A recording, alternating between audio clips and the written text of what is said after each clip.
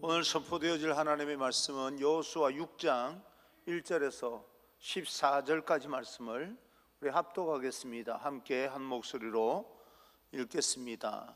여호수아 6장 1절에서 14절입니다.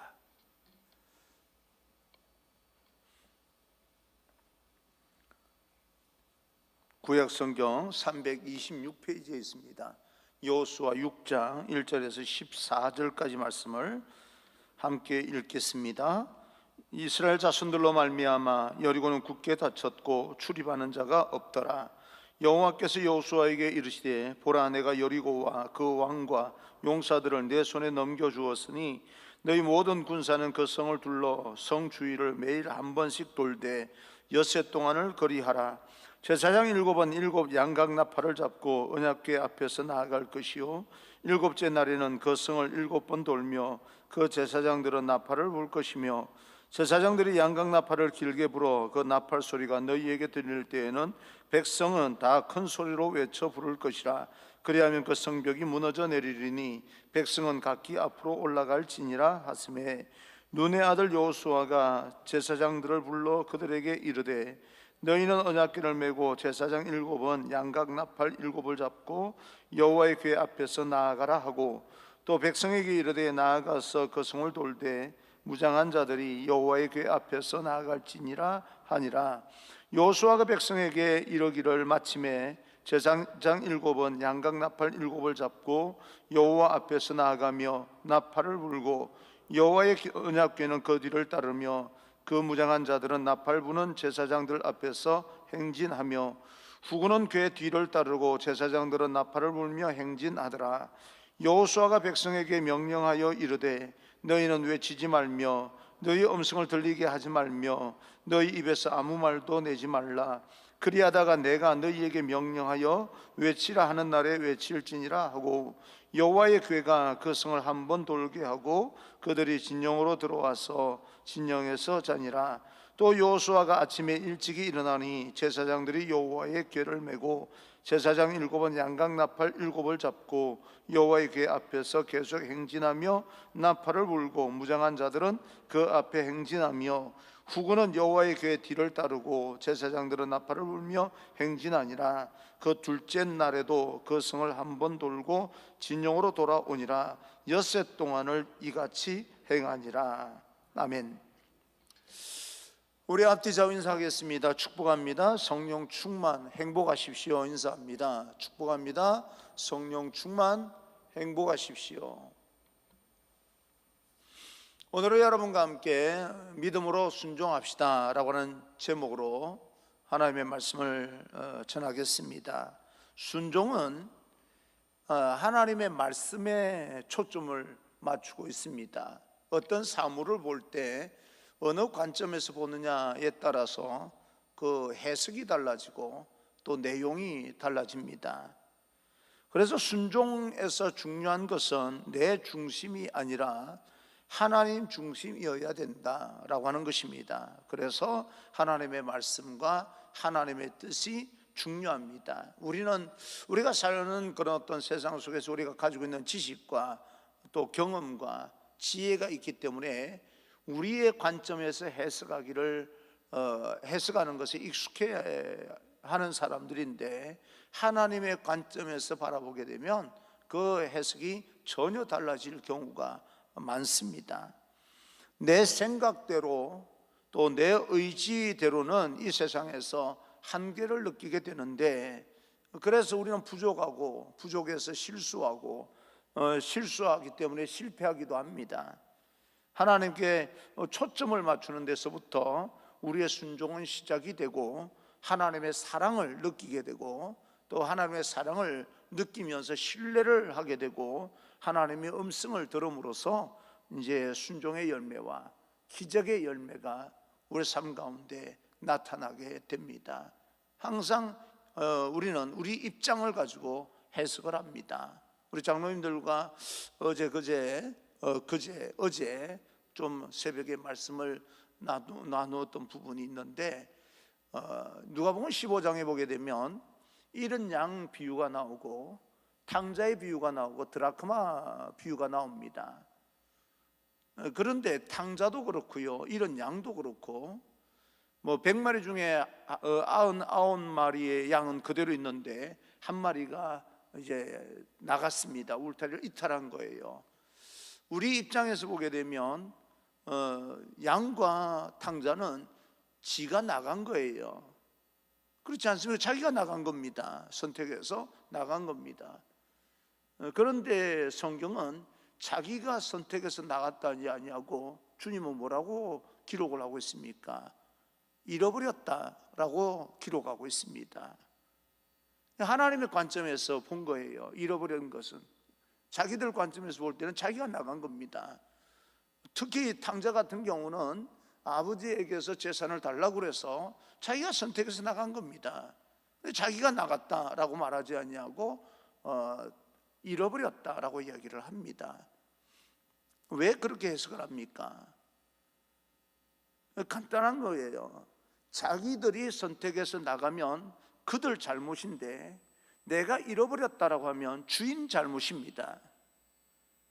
딸이 시집을 갔는데 잘 못 살아요. 그러니까 엄마가 딸을 보고 왜 그렇게 지지리도 못 사냐라고 말하지 아니하고 모든 게 내가 잘못했다라고 이야기를 합니다. 왜 그런 표현을 합니까? 이 딸 입장에서 해석한 게 아니고 이 부모의 입장에서 해석할 때는 사랑이라고 하는 것이 그 안에 담겨져 있기 때문에 해석이 달라지는 겁니다. 하나님께서 그 양을 사랑하고 또 탕자를 사랑하기 때문에 잃어버린 거지, 사실은 사랑이라고 하는 것을 빼버리면 잃어버린 게 아닙니다. 자기가 선택해서 나가버린 거예요. 그 양의 한 마리를 찾아서, 양을 한 마리 찾아서 들어와서 이웃을 다 불러 잔치합니다. 그 양 그 한 마리 어찌 보면 얼마 하겠습니까? 그런데도 불구하고 모든 이웃을 다 불러서 잔치를 하는데 그 양 한 마리 사는 게 더 낫지 않겠어요? 잃어버린 양을 그냥 잔치할 돈으로 한 마리를 더 대신해서 채우면 될 거 아니겠습니까? 그런데 하나님께서는, 예수님께서는 잃어버린 양 그 생명을 돈의 가치로 환산하지 않겠다는 거예요. 대체하지 않겠다는 겁니다. 찾아도 끝까지 그걸 찾겠다는 거예요. 그걸 잃어버렸는데, 그 양을 잃어버렸는데 그 양을 대신해서 다른 한 마리 더 튼튼하고 건실한 그런 어떤 양을 한 마리 사서 100마리 채우면 우리는 간단한데, 우리 해석에서는 간단한데 그러지 않냐고 굳이 잃어버린 그 양을 찾겠다는 겁니다. 한 영혼의 생명의 가치를 돈으로 환산하지 않겠다, 이게 하나님의 마음입니다. 왜 그렇게 합니까? 사랑 때문에.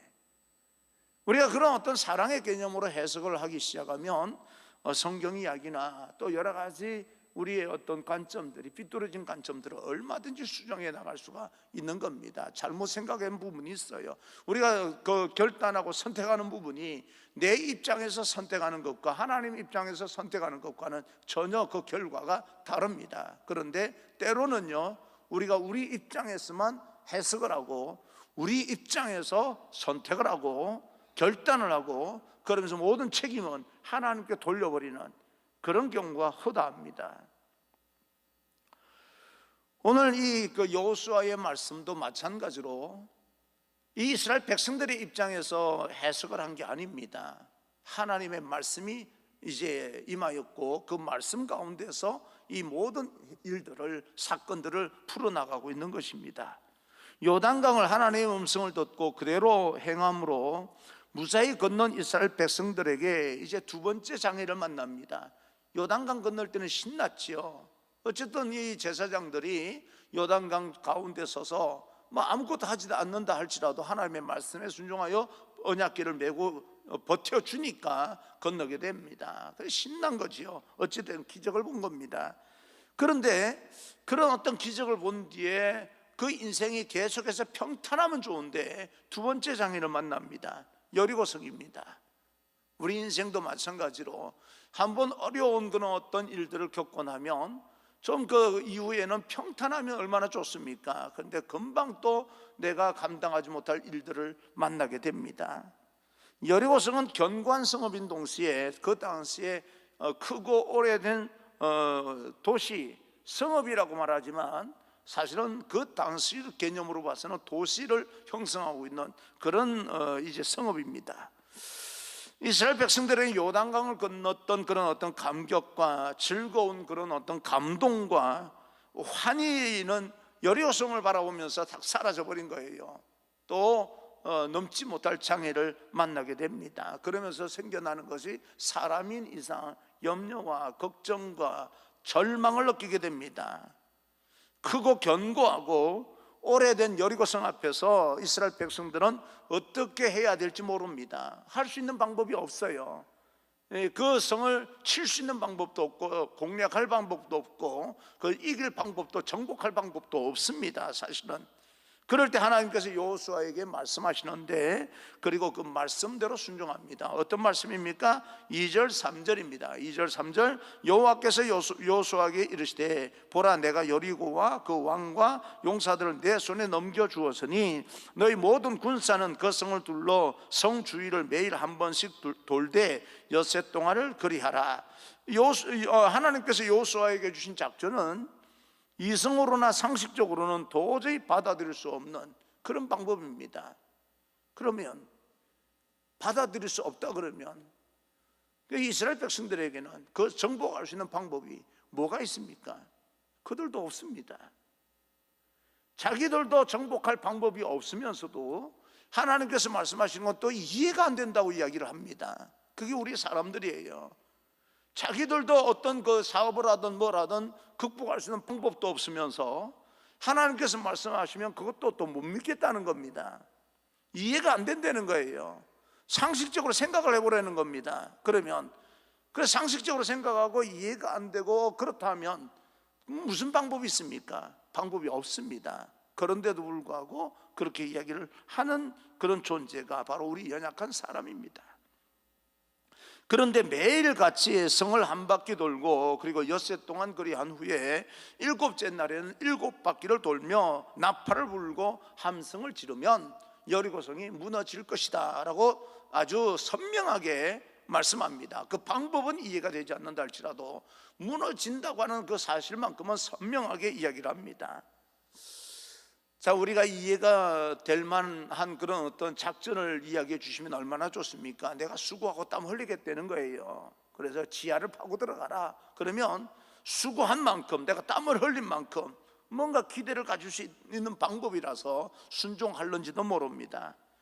그리고 또 빈틈을 통해서 어떤 식으로든 비집고 들어가서 정복하라라고 말하면 이제 빈틈이 어디 있는지를 찾아보고 만들어서 그렇게 할 겁니다. 그러면 내가 땀을 흘리고 수고하고 노력하고 그러면서 하나님께서 말씀하신 대로 움직여주면 나도 어떤 이 땀을 흘렸으니까 그렇지 않겠습니까? 뭔가 내가 노력한 만큼 뭔가 대가가 있을 것으로 생각을 하는데, 이건 뭐 성을 하루에 한 바퀴만 돌고 말아라, 그러니 엿새 동안 그리하고 7째 날 7바퀴를 돌아라 라고 말을 하니까 이게 무슨 첨단 무기를 준 것도 아니고 전략을 그들이 이해할 만큼의 전략을 이야기해 준 것도 아니고, 그런데도 그냥 성을 돌아라 라고 하는 그 말만 듣고 한 바퀴, 또 그 다음 날도 한 바퀴, 그 다음 날도 한 바퀴 이렇게 돈다는 것은 그렇게 쉬운 결단이 아닙니다. 정말 어려운 결단이에요. 쉽기 때문에 어렵습니다. 쉬운 것이 그렇게 쉬운 것만은 아닙니다. 쉽기 때문에 어려워요. 우리 인생을 살아가다 보면 너무 쉽기 때문에 어려운 일들이 한두 가지가 아니고요, 너무 쉽기 때문에 결정적인 것을 놓칠 때가 한두 가지가 아닙니다. 자꾸 어렵게만 생각하는 겁니다. 그러다 보니 놓친 기회가 한두 가지가 아니에요. 아주 단순하게 생각을 하면 얼마든지 그 기회를 붙잡을 수 있었던 것들도 복잡하게 생각하다 보니까 놓쳐버린 그 인생의 기회가 또 우리에게도 얼마나 많은지 모릅니다. 예민한 전쟁에서 하루에 한 바퀴 저 견고한 성을 그렇게 돈다고 해서 무너질 수 있을까? 그것을 한 바퀴씩 돈다는 게 그렇게 가장 쉬운 방법이 결단하기가 그렇게 어려운 결단입니다. 그런데 여호수아는 지체하지 아니하고 백성들과 이 말씀에 순종합니다.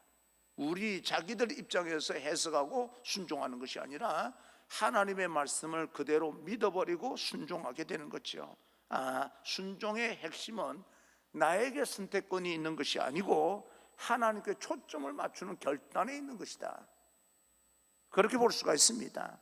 나의 경험과 이성과 생각과 지혜와 상황에 맞추는 것에서 출발되는 것이 아니라 하나님께 모든 상황을 맞추고 그 음성을 듣는 데서 시작되는 겁니다. 우리가 인생의 문제를 풀어나가기 위해서 애를 쓰다 보면 자기가 가지고 있는 능력 그 밖에는 인생이 안 풀립니다. 그 이상 나갈 확장될 수가 없어요. 아무리 그가 실력이 있고 아무리 그가 대단한 그런 어떤 이 과정을 가지고 배경을 가졌다 할지라도 자기가 가지고 있는 것 외에는요 그 이상은 확장이 안 됩니다. 그 이상 확장되는 것은 철저하게 하나님의 뜻입니다. 우리는 그렇게 받아들여야 됩니다. 그래서 뭐가 필요한 거예요? 믿음이 필요한 겁니다. 그래서요. 근데 다들 믿음이 있다고 생각을 합니다. 믿음이 있다고 생각하는데 근데 가만히 결정하고 결단하는 거 보면 믿음이 있는 것이 아니라 자기 실력을 믿고 있는 거예요. 자기 위치를 믿고 있는 것이고 자기가 가지고 있는 지혜와 경험을 믿고 있는 겁니다. 자기 포지션을 믿고 있는 거예요. 가만히 이렇게 들여다보면 말입니다. 그래서 놓치는 것이 한두 가지가 아니고 그래서 놓치는 영혼들이 한두 영혼이 아닙니다. 하나님께 모든 것을 이 초점을 집중하고 그 음성, 하나님의 음성을 듣는 데서 시작되는 겁니다. 현상을 가지고 시작하면 안 됩니다. 하나님의 말씀을 듣고 하나님께 초점을 맞추고 순종할 때 기적이 일어나는데 현상만 가지고 이렇게 하면 되겠다 저렇게 하면 되겠다라고 생각을 하고 결단할 때는 그 이상은 안 되는 거예요. 자기 실력은 자기의 어떤 한계는 거기서 못 벗어나는 겁니다. 한계는 금방 다가옵니다. 그럼 또 절망하겠죠. 절망하고 나면 또 다른 어떤 방법을 찾을 겁니다. 찾다가 보면 또 절망하겠죠. 그러다가 모든 걸 다 잃어버리고 12에 혈류증 걸린 여인이 이 병원 저 병원 찾다가 결국은 자기 병원 고치지 못하고 모든 재산을 다 낭비하고 나서 그 병이 더 중하여졌던 차에 예수님을 찾아갔다가 병이 나은 것처럼 모든 것을 잃어버리고 모든 것을 내려놓고 나서야 하나님, 난 하나님 믿습니다는 그 진짜 고백이 터져 나오게 되는 거예요. 어찌 보면 하나님의 말씀이 황당합니다. 이 말씀을 이렇게 읽어보면요 어떻게 이런 일이 일어날 수 있을까라고 생각을 합니다. 그러나 단순하게 믿을 때에 그 이 성경의 놀라운 역사가 우리 현실 속에서 일어나는 하나님의 기적이 됩니다. 돌이켜보게 되면 이스라엘 백성들이 할 수 있는 이 여리고성을 점령할 수 있는 가장 완벽한 작전이 이 방법밖에는 없었습니다. 전투를 할 것입니까? 이길 수 있는 방법이 없었어요. 그 견고한 성입니다.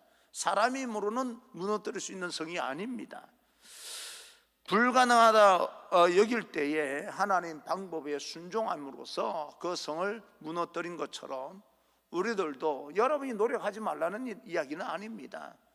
충분히 한번 노력해 보십시오. 그런데 그 노력에 보이지 않는 하나님의 능력을 믿으셔야 됩니다.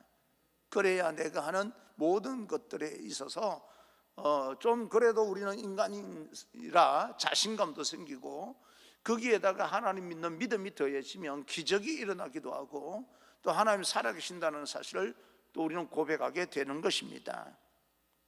이해가 되지 않을지라도 우리 성경 말씀을 좀 더 깊이 머리로 읽는 것이 아니라 좀 몸으로 읽어서 몸이 실천되어지는, 머리로 깨달아지는 것이 아니라 이제는 머리로 깨닫는 것은 이제 그만하면 되는 거예요.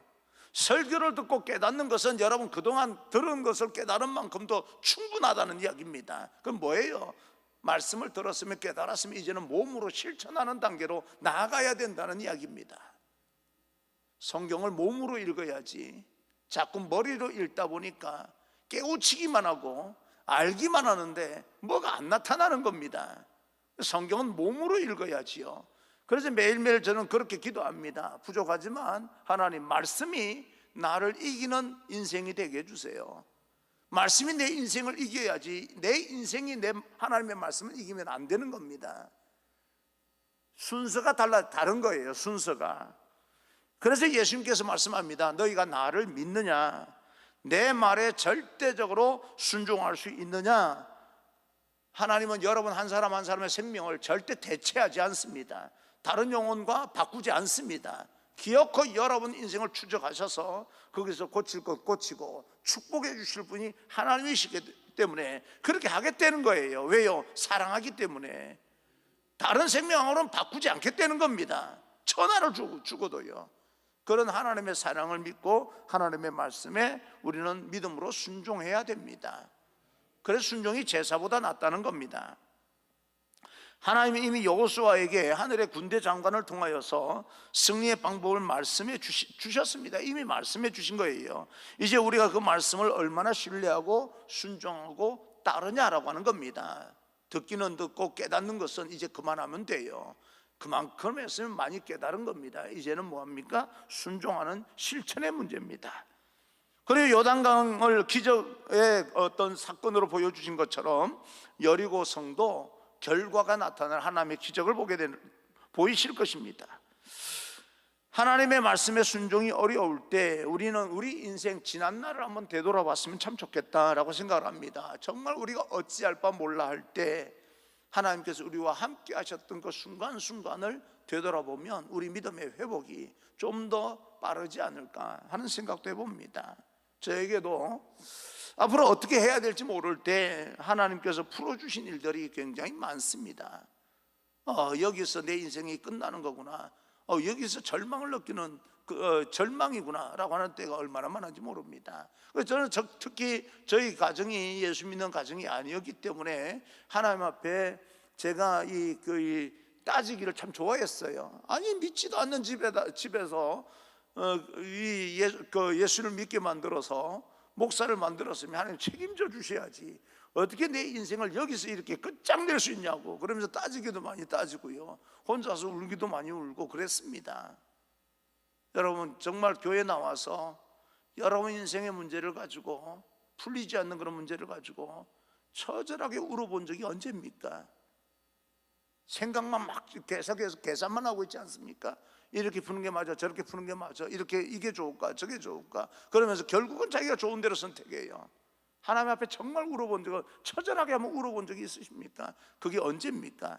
울어본 적이 있다면 감사한 거예요.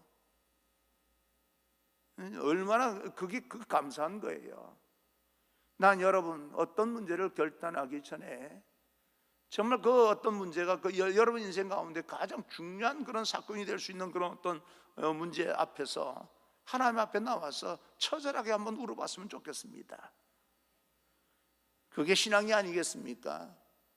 그저 우리가 신앙생활해 나가는 가운데 이렇게 믿다가 어느 순간에 딱 걸리기만 하면 이 하나님이 역사해 주실 거야 라고 하는 것보다 뭔가 한 가지를 집요하게 파고들면서 하나님 앞에 그 문제를 가지고 집요하게 하나님 앞에 타협이 하나님과 타협하는 게 왜 그렇게 나쁜 것입니까? 하나님 내게 이 문제를 해결해 주시면 내가 하나님 앞에 영광을 돌리고 앞으로 하나님 이탈하지 않겠습니다 라고 말하는 것이 뭐가 그렇게 나쁩니까?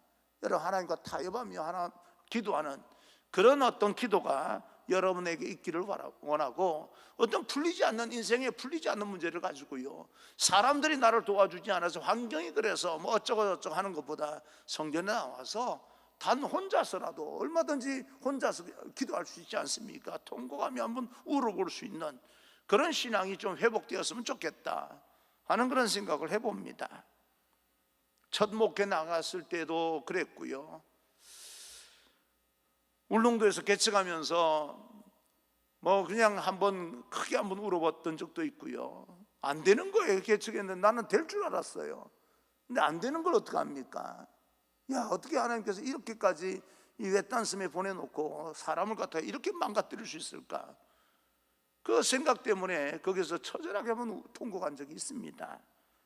그리고 부목사 시절에 여러 가지 갈등을 느낄 때, 미국 생활할 때 모든 것이 다 끝장이 났다고 생각했을 때 이제 내 목회가 여기서 이렇게 끝나는 거구나 생각할 때, 그리고 또 다시 한국에 돌아와서 생활하면서 여러 가지 이런저런 일이 있을 때마다 하나님께서 그 순간순간을 이렇게 넘겨주시는 그때를 생각하면 지금 맞아, 이런 힘들고 어려운 때도 하나님 앞에 이렇게 기도해야 되는 거야, 이렇게 매달려야 되는 거야, 이런 태도로 살아가야 되는 거야 라고 하는 그런 어떤 이 과거에 하나님께서 역사하셨던 그 경험을 생각해 보면 얼마든지 오늘날 이 모든 어려움들도 또 환난들도 극복할 수 있다라고 믿습니다. 하나님은 그렇게 우리를 지켜주시는 분이시다라고 하는 겁니다.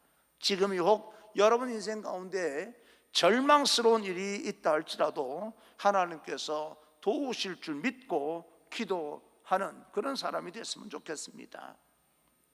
이런 이야기도 나 때는 이렇게 극복했다, 그런 어떤 이야기가 라떼 그저 꼰대 이야기로 들리십니까? 신앙의 그런 이야기가 어떻게 꼰대 이야기로 들리겠습니까?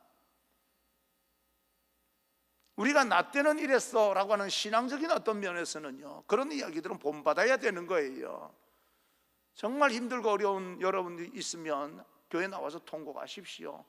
처절하게 한번 통곡해 보십시오. 다른 사람 마음이 감동이 되어서 함께 울어줄 수 있는 그런 기도가 터지는 그런 신앙이 된다면 그 공동체가 얼마나 이 아름답게 견고하게 서가겠습니까? 겉보기에 좋은 그러나 또 환경이 좋은 공동체가 하나님께서 기뻐하시는 공동체인 것만은 아닙니다. 우리는 지금 힘들고 어려운 일들, 도무지 해결될 것 같지 않은 일이 있다면 이제는 우리가 기도할 때입니다. 하나님께 초점을 맞추고 끈기 있게 하나님 앞에 기도해 보는 거죠. 하나님께서 우리에게 물으십니다. 내가 나를 믿느냐? 예, 믿습니다. 뭘 믿는다는 겁니까? 여러분, 뭘 믿는다는 거예요? 지금 내가 그 일들을 해결하기 위해서 내가 노력하고 있는데, 지금 내가 여러분, 지금 제가 이 말씀드리는 것은 여러분들이 노력하지 말라는 이야기가 아니지 않습니까? 근데 내가 전적으로 내가 노력을 하고 있는데 하나님께서 내가 나를 믿느냐라고 말했을 때 뭘 믿는다는 이야기일까요? 하나님의 말씀에 순종하겠습니다. 하나님 말씀에 집중하겠습니다. 그런 고백이 저와 여러분의 고백이 되기를 간절히 축복합니다. 오늘 하나님께서 직접적인 전투 대신에 성주의를 행진하고 소리 지르는 방법을 지시한 이유는 뭘까라고 생각을 해봤습니다. 하나님께서 여호수아에게 여리고성의 정복을 위한 계획을 말씀해 주셨을 때 여호수아는 지체하지 않냐고 순종합니다. 믿음을 따지지 않는 거예요. 믿음은 머뭇거리는 것이 아닙니다. 순종은 나에게서가 아니라 하나님께로부터 출발되는 겁니다. 그러면 귀하게 보이고 하나님께서 예비한 축복이 있습니다. 말씀드렸듯이 하나님께서 우리를 사랑하시기 때문에 우리를 잃어버리기를 원하지 않습니다. 내가 뛰쳐나간 것이요, 하나님께서 잃어버리기를 원하지 않습니다. 만약에 내가 뛰쳐나갔을 때 그래도 하나님께서 포기하지 아니하시고 끝까지 찾겠다는 거예요. 너를 찾겠다는 겁니다. 다른 사람을 대체하지 않겠다는 겁니다. 그게 하나님의 우리를 향한 사랑입니다. 그 사랑에 우리가 사랑을 깊이 느끼게 될 때 하나님의 말씀을 우리는 순종하지 않을 수가 없는 거죠. 그렇게 사랑하시는 하나님께서 우리에게 엉뚱한 방법을 가르쳐줘서 우리를 멸망시키려고 하시겠습니까? 여호수아는 지체하지 아니하고 백성들에게 하나님의 말씀을 전합니다. 그리고 하나님의 말씀대로 성을 하루에 한 번씩 돌게 만들지요. 그런데 이 돌게 하면서 하나님께서 만일 일어날 돌발 상황에 대해서 하나님께서 미리 대비하시는데 10절입니다. 10절, 여호수아가 백성에게 명령하여 이르되 너희는 외치지 말며 너희 음성을 들리게 하지 말며 너희 입에서 아무 말도 내지 말라. 그러다가 내가 너희에게 명령하여 외치라 하는 날에 외칠지니라 하고, 이스라엘 백성들이 성을 돌 때 침묵하라 라고 말씀합니다. 말하면서 성을 대화하면서 성을 돌게 하는 것이 아니라 침묵하면서 돌고 마지막 날 한꺼번에 함성을 지르며 외쳐라 라고 이야기합니다. 저는 이것이요 참 마음에 많이 와닿았어요. 만약 서로 간에 대화를 허용했으면 돌면서 얼마나 많은 사람들이 말을 했겠습니까? 믿음의 말도 했겠지만 그 중에 또 혹 그런 어떤 적인 말을 하는 사람이 왜 없겠습니까? 사람은 다 생각이 똑같은 게 아니에요. 어떤 안건을 내놓았을 때 모두가 똑같이 그렇게 생각하는 것만은 아닙니다. 다르게 생각하는 사람이 있는 거예요. 그래서 우리는 교회 안에서는 어떤 회의를 할 때 가능하면 말을 아껴야 됩니다. 사랑하는 성도 여러분, 우리는 하나님의 말씀 앞에 좀 침묵할 필요가 있습니다. 우리의 불신앙적인 언어, 부정적인 언어, 그리고 비판적인 소리와 원망하는 소리, 우리에게 도움이 되지 않는 소리들이요, 우리 주변에서 굉장히 많이 이렇게 들려지고 있습니다. 수많은 소리가 들려지고 있는 것 가운데 왜 부정적인 말은 없겠습니까? 우리가 하나님의 말씀에 순종할 때 혹은 우리의 부정적인 언어와 불신앙적인 그런 언어가 하나님의 역사를 가로막는 그런 장애가 되어서는 안 되겠다라고 하는 것인데요, 침묵하면서 그들이 이해할 수 없는 그런 부분들을 마음에 사귀면서 받아들이기 시작했고, 조용히 하나님의 말씀을 순종하면서 그 하나님의 말씀을 새기면서 그래, 이렇게 하면 하나님께서 역사하실 거야 라고 하는 믿음의 확신으로 변해가는 그런 이스라엘 백성들의 모습. 그래서 한번 생각을 해봤습니다. 첫날 성을 한 바퀴 돌 때는 그저 한 바퀴 돌았을 거예요, 침묵하면서. 둘째 날 돌았을 때 그 발 딛는 한 걸음 한 걸음이 첫날과 같았을 리는 없을 거예요. 마지막 여섯째 날 한 바퀴 돌 때 그들의 발걸음이라고 하는 것이요, 사실은 천지를 진동하는, 영적으로 말입니다, 그런 어떤 뭔가 힘 있는 그런 발자국이 됐을 겁니다. 그 발자국 소리가 그 성을 무너뜨리는 그런 어떤 이 전파가 됐을 거예요, 아마.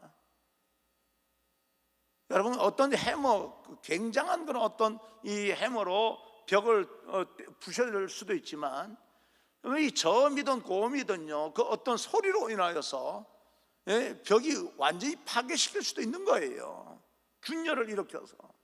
그 걸음 뚜벅뚜벅 걸어가는 걸음이요, 첫날만큼이나 가볍진 않았을 겁니다. 마지막 7바퀴 돌 때의 그 걸음이라고 하는 것은요, 천지를 진동하는 걸음이었을 겁니다.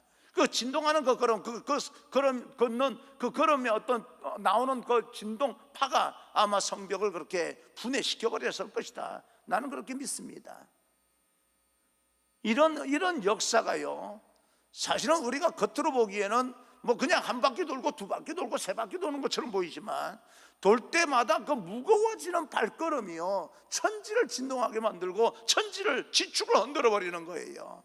한 사람이 되었던, 두 사람이 되었던, 10사람이 되었던, 100사람이 되었던 말입니다.